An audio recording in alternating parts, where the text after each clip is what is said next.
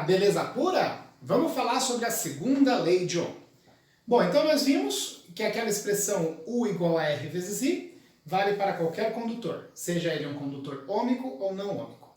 Aí você pode me perguntar, mas Meca, e se eu te der um pedaço de fio na mão, né? Como que você calcularia a resistência desse fio sem ligar em circuito elétrico nenhum? Ah, como é que a gente calcula a resistência elétrica de um fio sem ter um circuito elétrico no qual você possa medir a DDP, a tensão e a corrente, né? Quer dizer, sem saber o U e sem saber o I, como que eu calculo a resistência? E essa aqui é a segunda lei de Ohm. Então você tem aqui um condutor, tá ok? Ele tem um certo comprimento L, seria o comprimento do fio. Aqui é a área de seção transversal dele, que seria a bitola do fio, a grossura do fio, tudo bem? Nós vamos calcular a resistência através da segunda lei de Ohm. Como?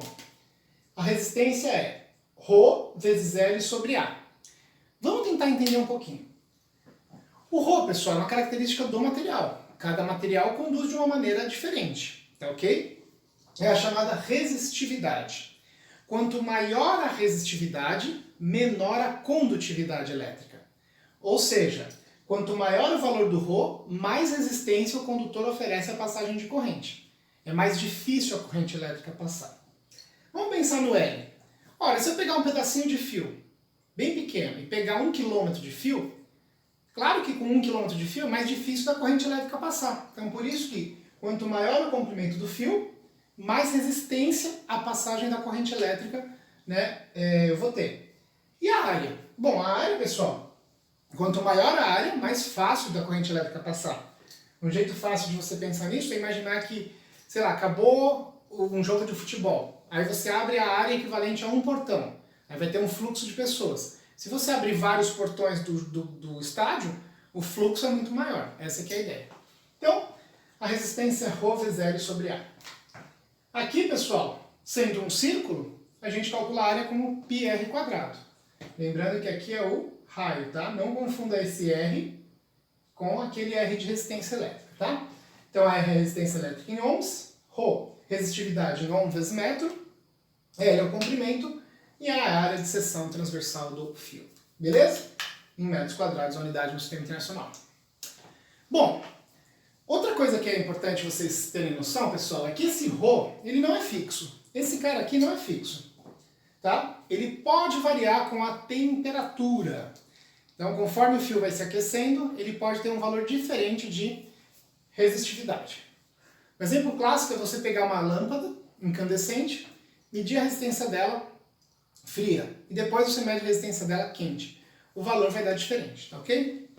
E como que varia esse Rho? Bom, o Rho varia de acordo com o Rho0, que seria o Rho inicial, a resistividade inicial, 1 mais alfa, eu chamei aqui de alfa Rho, delta T. Nossa, Mac, isso é muito parecido com a parte de dilatação. É por isso então que o Rho varia? Não, pessoal, esse coeficiente não tem nada a ver com o coeficiente de dilatação. Esse coeficiente aqui é chamado coeficiente de temperatura, tá? Não tem nada a ver com o alfa da dilatação. Coeficiente de temperatura. Bom, aí o que a gente vai fazer, ó? Vou isolar o Rho aqui, ó. Se eu isolar o Rho aqui, ele é R vezes A dividido por L. Ó, se eu isolar o Rho aqui, vai dar R vezes A dividido por L. Então aqui no lugar do Rho, eu pus o quê? R vezes A dividido por L. No lugar do Rho0, R0 A0 sobre L0. 1 mais alfa Rho delta T. Bom, galera, agora sim, eu misturei com a dilatação e você vai entender como a dilatação, o aumento do comprimento e o aumento da área, ele é totalmente desprezível. Não é isso que causa a mudança na resistência, tá ok? Bom, vamos lá. Lembra que a gente pode trocar lá da dilatação, né? L igual a L0, 1 mais alfa delta T.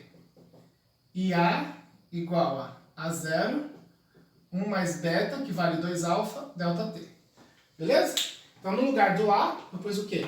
No lugar desse A aqui, ó, desta área aqui,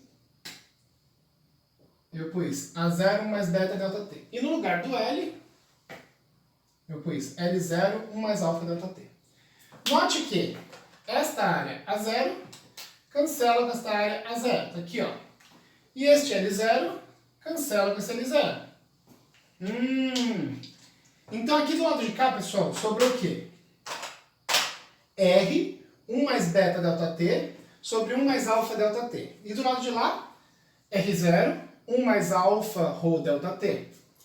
Bom, aqui, pessoal, lembre-se sempre, o alfa ele é da ordem de 10 a menos 5, mais ou menos, né? Se você fizer essa conta aqui, o beta é o dobro do alfa, né? Variação de temperatura não pode ser muito grande, né? Porque se a variação de temperatura for muito grande, você funde o material, tá?